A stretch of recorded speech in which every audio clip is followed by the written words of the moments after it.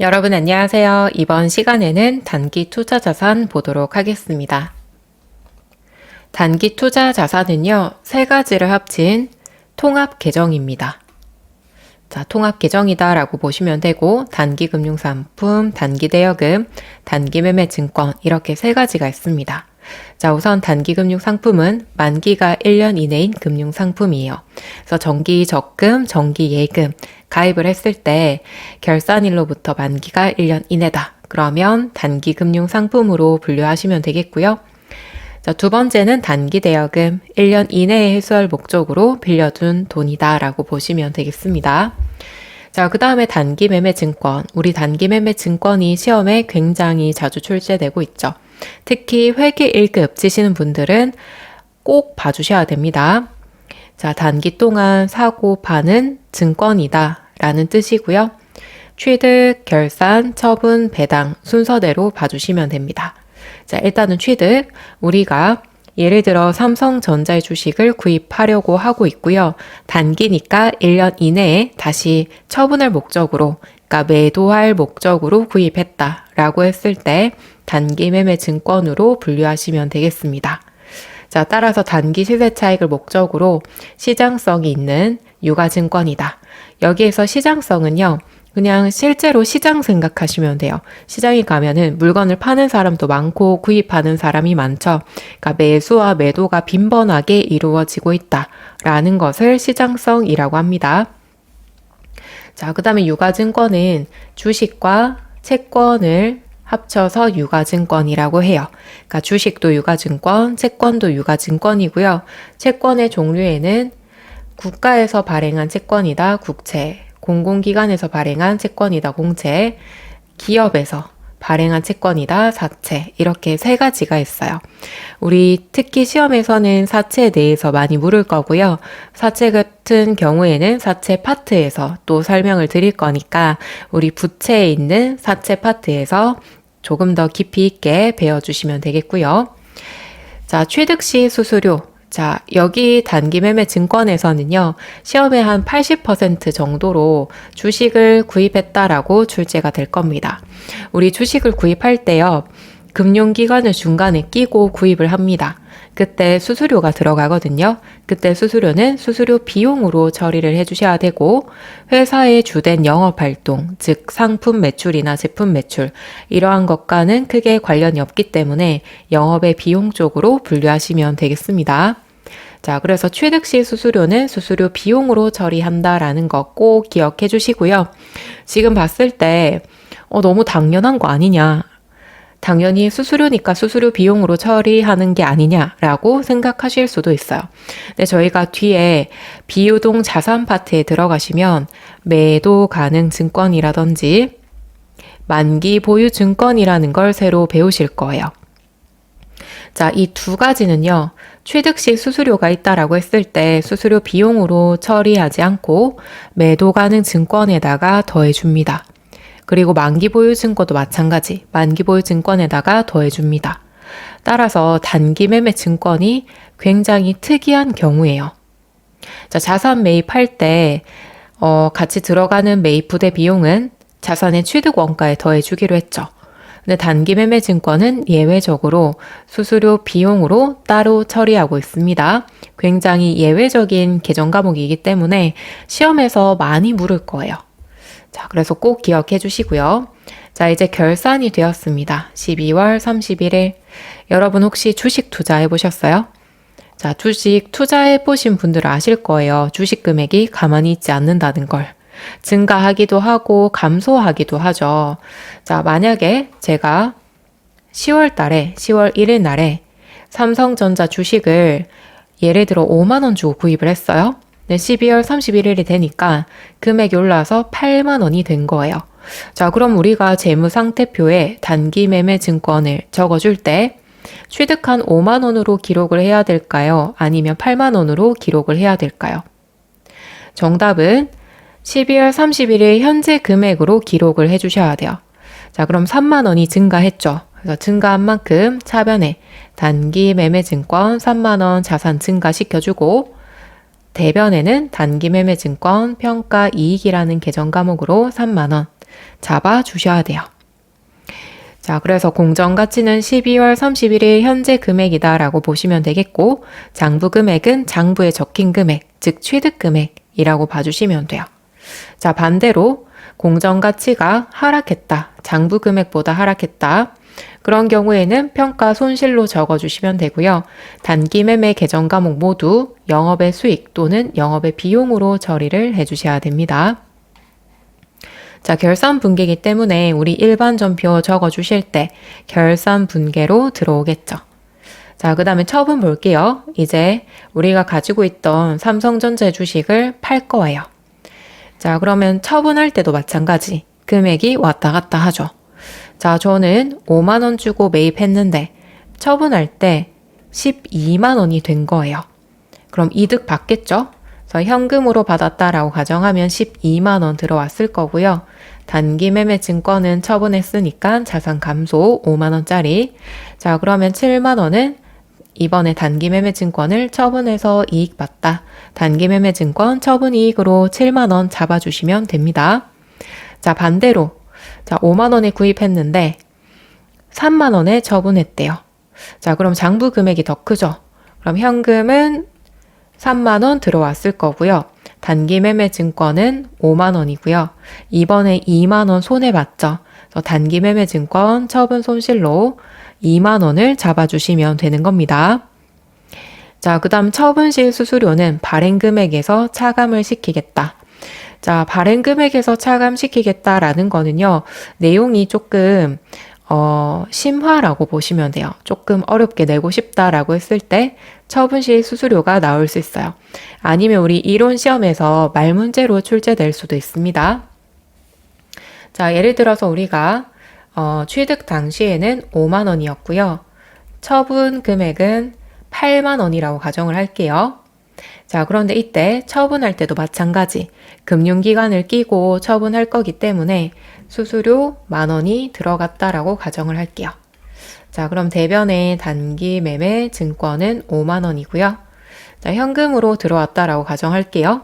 자, 8만 원이 들어와야 되는데 수수료 10,000원 떼이고 7만 원이 들어올 거예요. 그죠? 수수료 10,000원 떼이고 7만 원. 자, 그러면 두 개 차이가 3만 원이고요. 그러면 단기 매매 증권 처분 이익으로 3만 원을 적어 주셔야 되는데 수수료 10,000원이 빠졌죠. 처분 이익에다가 10,000원 빼고 나머지 2만 원만 처분 이익으로 잡아주시면 된다라는 거예요. 자, 따라서 수수료는 차변의 수수료 비용 10,000원으로 적지 않고요. 단기 매매 증권 처분 이익에다가 10,000원을 빼주시면 되는 겁니다. 이해 가시나요? 자, 그래서 중요한 거는 수수료 비용으로 처리하지 않는다라는 거 잘 기억해 주시고, 자, 이제 배당을 할 겁니다. 자, 우리가 주식을 가지고 있으면 그 주식 투자한 회사가 이익이 있겠죠. 돈을 벌었겠죠. 그 돈 번 거에서 주식 가지고 있는 주식 수만큼 이익을 나눠줍니다. 이익 배분을 배당이라고 해요. 자, 현금으로 배당했다. 그러면 현금 들어올 거고요. 혹은 보통 예금에 돈이 들어오겠죠. 대변에는 배당금 수익으로 잡아주시면 됩니다. 자, 그리고 현금으로 배당하지 않고 그 회사의 주식으로 배당을 했다. 자, 이런 경우에는 회계 처리하지 않습니다. 자, 회계 처리하지 않고요. 수량이랑 단가만 새로 계산을 한 다음에 주석에다가 기록을 해요. 여러분들 주석 기억나세요?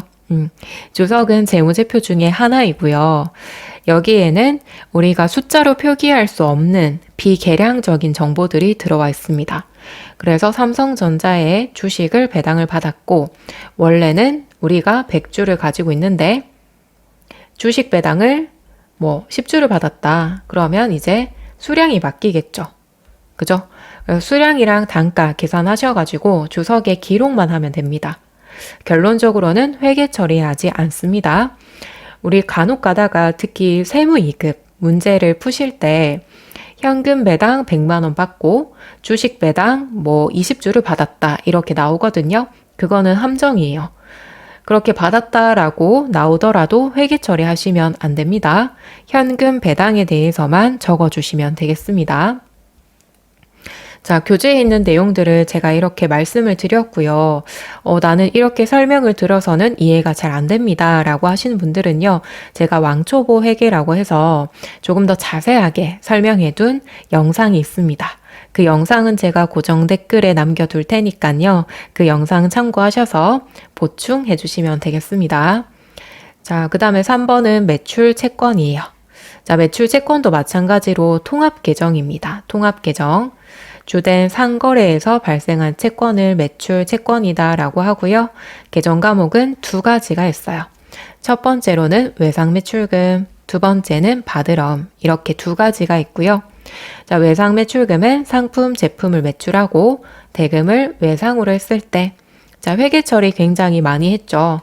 대변에 제품 매출 해주시고 외상으로 했다 그러면 차변에 외상 매출금, 자산 증가. 자, 그 다음에 받을어음.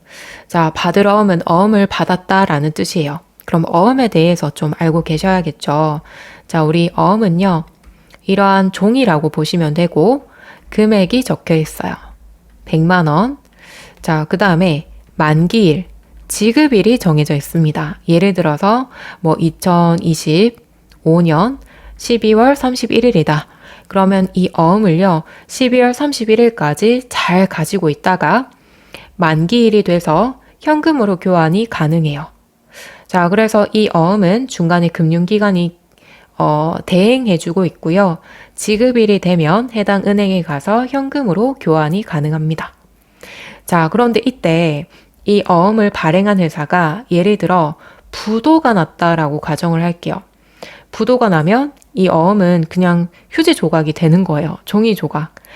그러니까 현금으로 바꿀 수 없는 경우도 발생할 수 있습니다.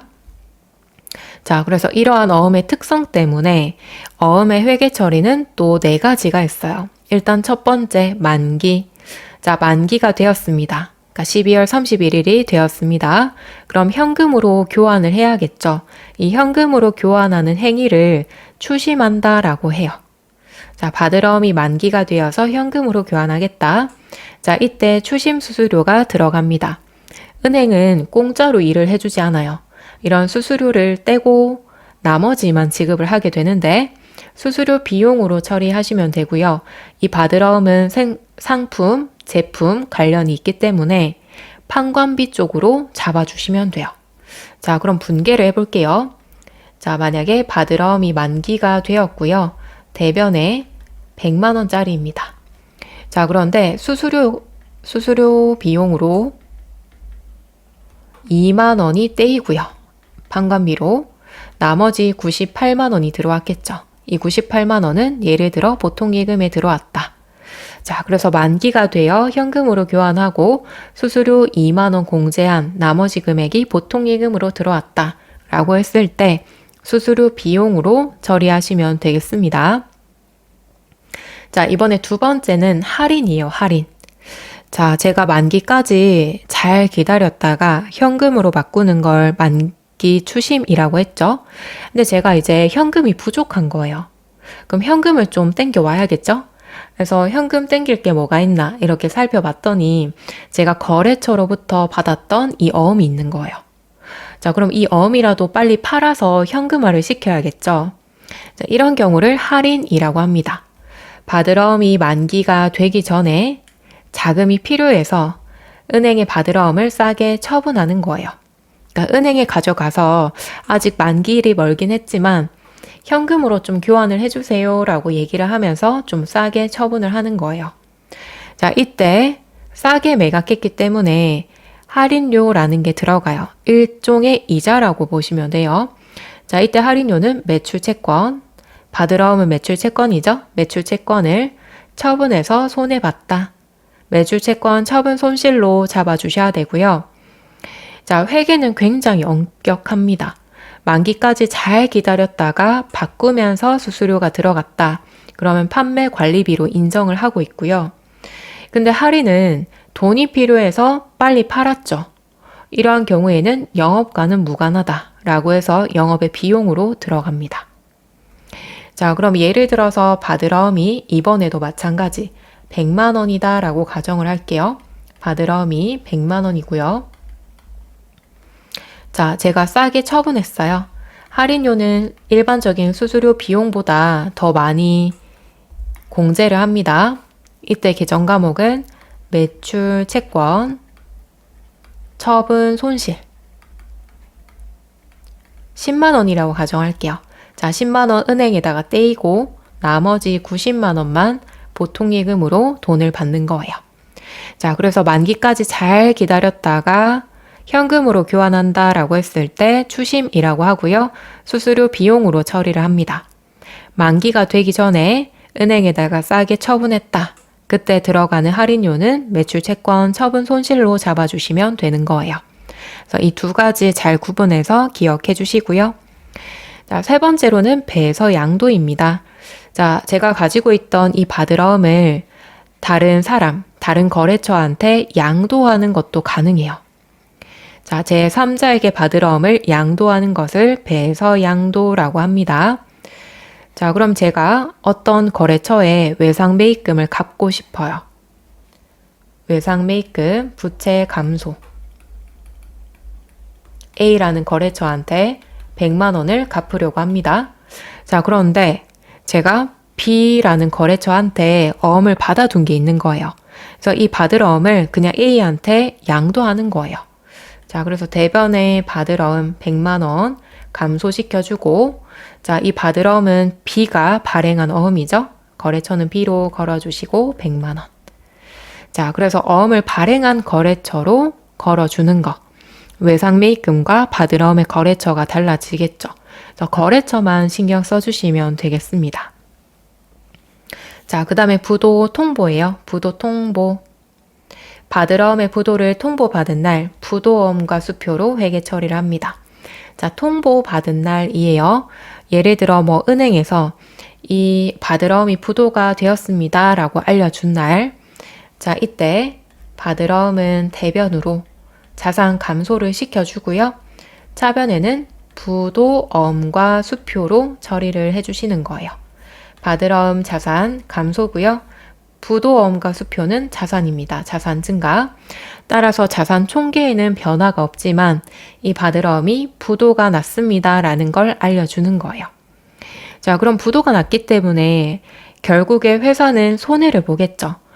그 손실된 부분을 비용 처리를 해주셔야 되는데, 그 비용 처리는요, 부도 통보일로부터 6개월 이후에 비용 처리를 합니다.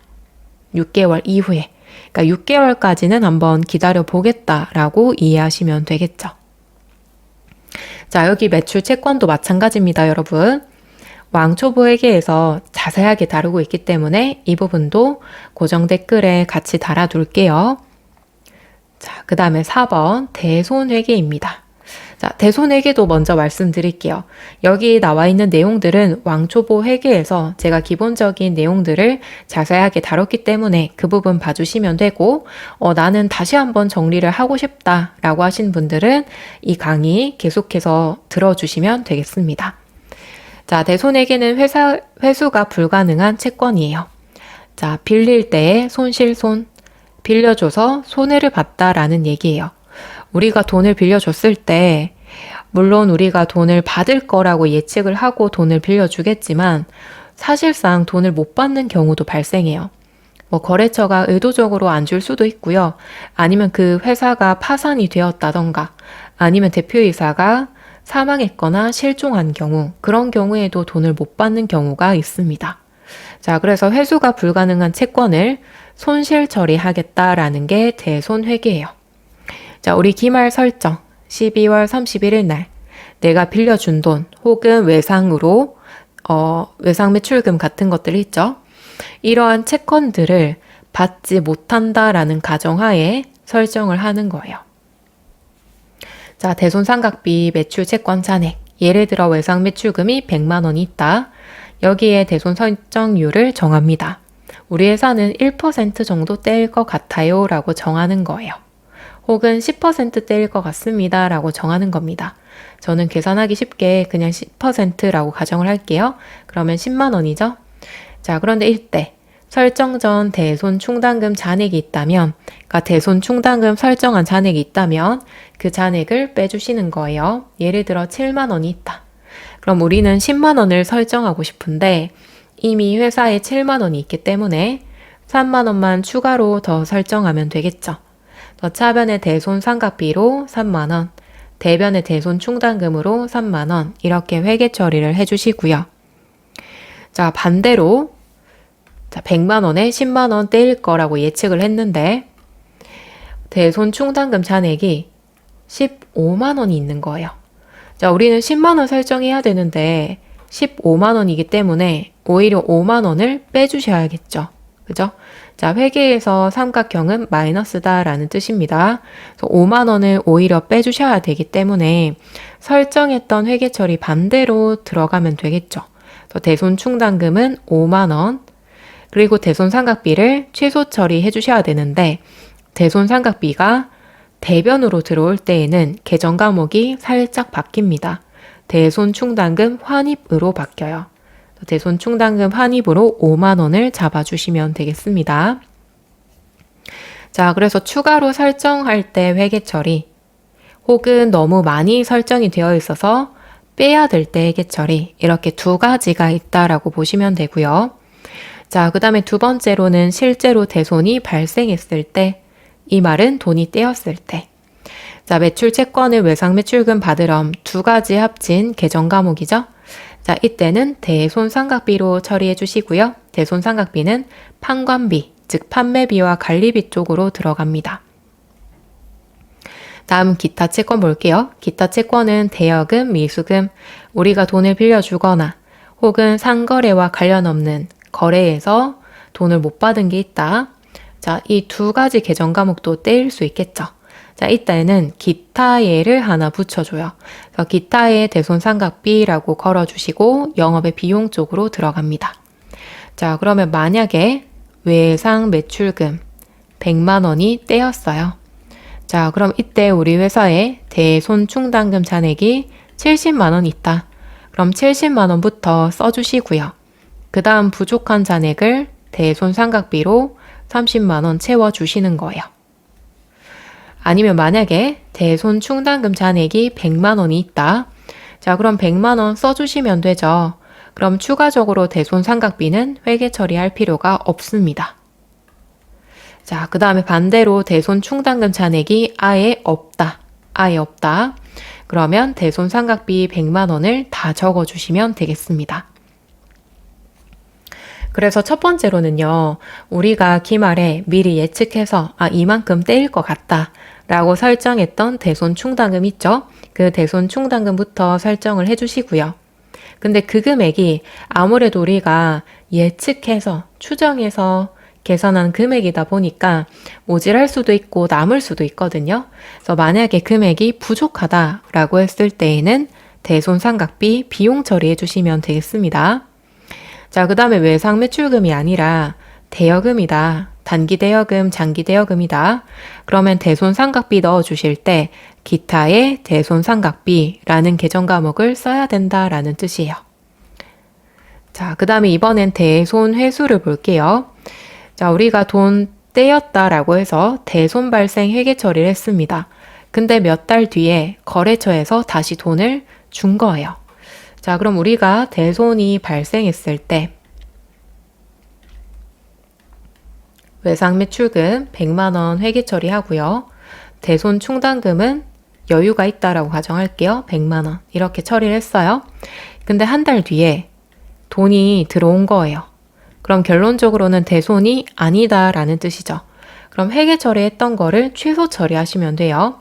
자, 현금 또는 보통 예금으로 돈이 들어올 거고요. 대손 충당금은 다시 원래 자기 자리로 돌려 넣어 주시면 되는 겁니다. 대손 충당금 다시 대변으로, 그러니까 취소 처리한다라고 봐주시면 돼요. 자, 그래서 대손 처리했던 매출 채권을 다시 회수한 경우, 자, 부가세 관련이 없다라고 했을 때는 대손 충당금을 원래 자리인 대변에다가 넣어주시면 되고, 자, 그 다음에 부가세 관련이 있다라고 했을 때 부가세 예수금까지 회계 처리해 주시는 거예요. 자, 다음 5번의 기타의 당좌 자산으로 넘어갈게요. 자, 일단 첫 번째 미수금입니다. 자, 기타의 당좌 자산은 그냥 나머지 계정 과목들을 다 모아둔 겁니다. 자, 미수금은 안일미의 수금, 수금하지 않았다라는 뜻이고요. 일반적 상거래 이외의 거래에서 외상 또는 어음을 받은 경우입니다. 자, 예를 들어서 우리 회사에 영업활동을 위해서 가지고 있던 이 차량을 중고로 이제 처분을 한 거예요. 자, 처분하고 외상으로 했다라고 했을 때 상품 제품이 아니죠. 자, 그래서 회계 처리하실 때 미수금으로 분계를 해주시는 거예요. 자, 또는 차를 처분하고 어음으로 수령을 했다라고 했을 때에도 미수금으로 잡아주셔야 돼요. 자, 어음 받았다라고 해서 받을어음 쓰시면 안 됩니다. 우리 받을어음은 매출 채권이었고요. 상품이나 제품을 매출하고 어음을 받았을 때에만 받을어음이라는 계정 과목으로 쓰셔야 돼요. 그래서 특히 어음, 자, 이 부분 꼭 기억하셔야 됩니다. 자, 선급금, 먼저 지급한 돈이라는 뜻이고요. 자, 상품이나 원재료를 매입하기 전에 대금의 일부를 먼저 지급하는 것, 그러니까 일종의 계약금이라고 보시면 돼요. 자, 계약금을 지불했다. 그러면 차변에 선급금 적어주시고 대변에는 보통예금 적어주시면 되겠죠. 자, 그 다음에 3번 선납세금, 세금을 먼저 납부했다. 회계 연도 중에 미리 납부한 세금을 선납세금이라고 해요. 보편적으로는 예금, 적금, 이자를 받을 때 원천징수, 세금 떼인 금액, 혹은 법인세를 중간에 미리 납부할 때, 자, 둘 다 세금을 미리 떼이거나 미리 납부한 경우를 선납세금이라고 합니다. 자, 10월 1일이고요. 이자 수익 20만 원에 대한 원천징수 2만 원. 그러니까 은행에서 이자 20만 원을 지급하면서 세금 2만 원을 떼고요. 나머지 18만 원만 지급을 한 거예요. 그러면 수익 증가니까 이자 수익 20만 원 적어주고요. 원천징수 금액을 세금을 은행에다가 일단 미리 떼었죠. 미리 납부한 거니까 선납세금. 나머지는 보통예금으로 들어올 겁니다. 자, 4번 가지급금. 여기 가는요. 임시가짜예요. 임시로 지급한 돈이다. 자, 금전을 지급했지만 내용이 확실하지 않을 때 사용하는 임시계정입니다. 자, 임시계정이란 얘기는요. 우리 재무상태표에는 표시되면 안 됩니다. 따라서 기중에는 가지급금 쓰시다가요. 12월 30일에 결산일에 만약에 가지급금이 있다. 반드시 정리를 해주셔야 됩니다. 자, 보통은 직원이 출장을 가거나 대표이사가 개인적으로 사용할 때 가지급금이라는 계정 과목을 써요. 자, 예를 좀 들어 드릴게요. 자, 만약에 직원이 출장 간대요. 자, 맨손으로 보낼 수 없죠. 현금 좀 지워줘야겠죠. 자, 출장 가서 뭐 식사비라든지 아니면 유류비라든지 숙박비라든지 이러한 비용들 들어가겠죠. 자, 그래서 현금으로 10만 원을 지급합니다. 그런데 우리 직원이 10만 원을 다 쓰고 올지 남겨올지 모르잖아요. 그래서 이때는 가지급금으로 써주시는 거예요. 자, 이렇게 했다가 출장에서 돌아왔다. 그러면 정산을 하겠죠. 영수증을 보면서 정산을 하겠죠. 자, 그럼 이때 이제 여비교통비라는 계정 과목을 써주시고요. 만약에 8만 원만 사용을 했다. 그럼 남은 현금 2만 원은 돌려받을 거고요. 대변에는 가지급금을 정리해 주시면 되는 겁니다. 이해 가시죠? 자, 그 다음에 5번 현금 가부족. 자, 현금 가부족은 현금이 많거나 부족할 때 사용을 하시는 거예요.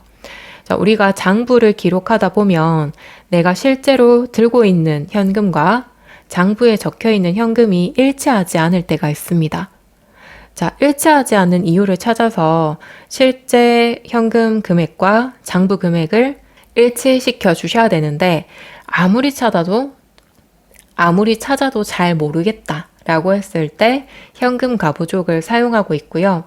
임시 계정이기 때문에 가지급금과 마찬가지 12월 31일 결산일에는 가지급금, 현금 가부족 둘 다 없애는 분계를 꼭 해주셔야 돼요. 자, 그럼 예를 들어서 실제 현금이 10만 원이 있고요. 장부상 현금 잔액은 8만 원이 있다라고 가정할게요. 2만 원이 맞지 않죠. 자, 그러면 저희는 실제 금액에 맞춰서 장부를 수정해 주셔야 돼요. 자, 그럼 플러스 2만 원 장부에다가 더해 주시면 되겠죠. 그럼 현금 2만 원 증가시켜 주고요. 원인을 모르겠다. 그러면 현금 과부족으로 이렇게 써주시는 거예요. 자, 이렇게 썼다가 12월 31일까지 이 현금 과부족에 대해서 모르겠다. 현금 2만 원이 왜 일치하지 않는지 원인을 모르겠다. 자, 그럼 현금 과부족은 이제 정리, 즉 제거를 해주셔야 되고요. 자, 그럼 대변의 계정 과목 써주셔야 되죠. 이 계정 과목은 잡이익으로 잡아주시면 되는 겁니다. 자, 그럼 현금 과부족은 장부에서 제거가 되고요. 현금 2만 원 들어왔기 때문에 이득 봤다, 잡이익이다 라고 남는 거예요. 자, 그래서 결산 시에는 잡손실, 잡이익, 영업의 손익으로 이렇게 대체 처리하는 분계까지 해주셔야 되겠습니다. 자, 그럼 기출문제 한번 풀어볼게요. 1번, 현금 및 현금성 자산 금액을 모두 합하면 얼마인가? 자, 현금 및 현금성 선일자 수표.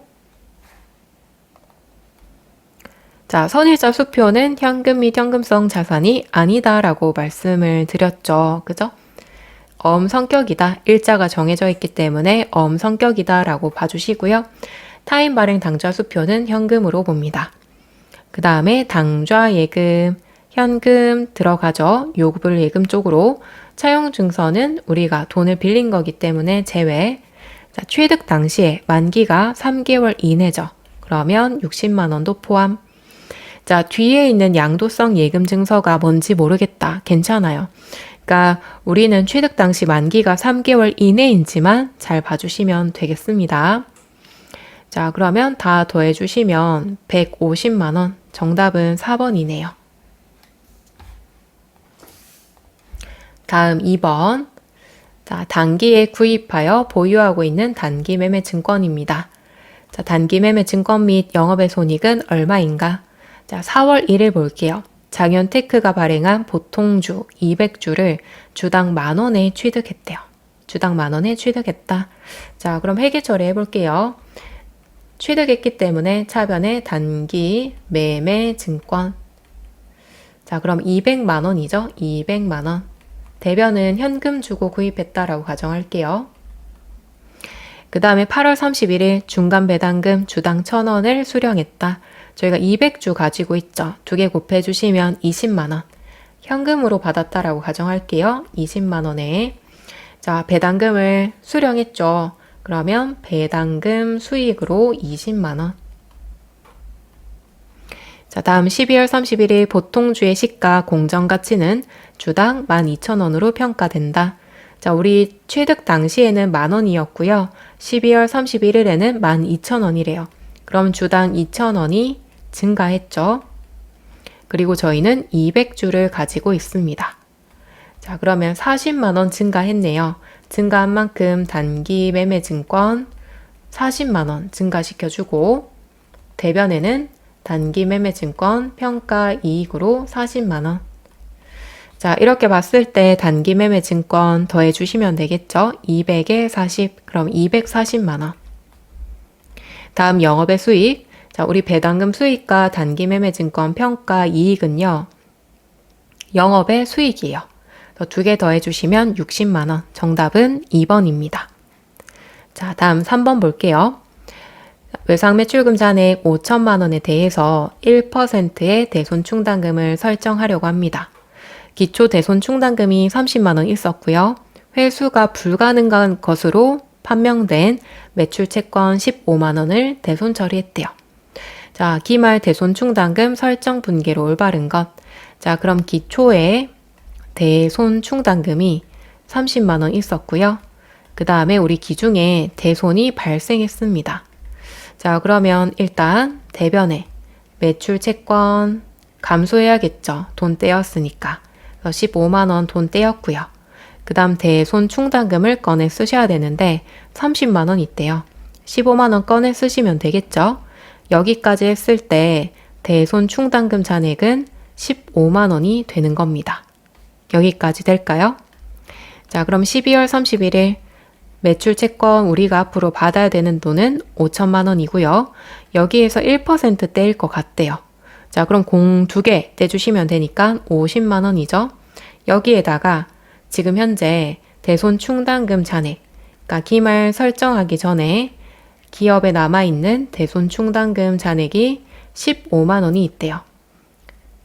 자, 그러면 2개를 빼주시면 결론적으로는 35만 원을 추가로 설정하면 된다라는 뜻이겠죠.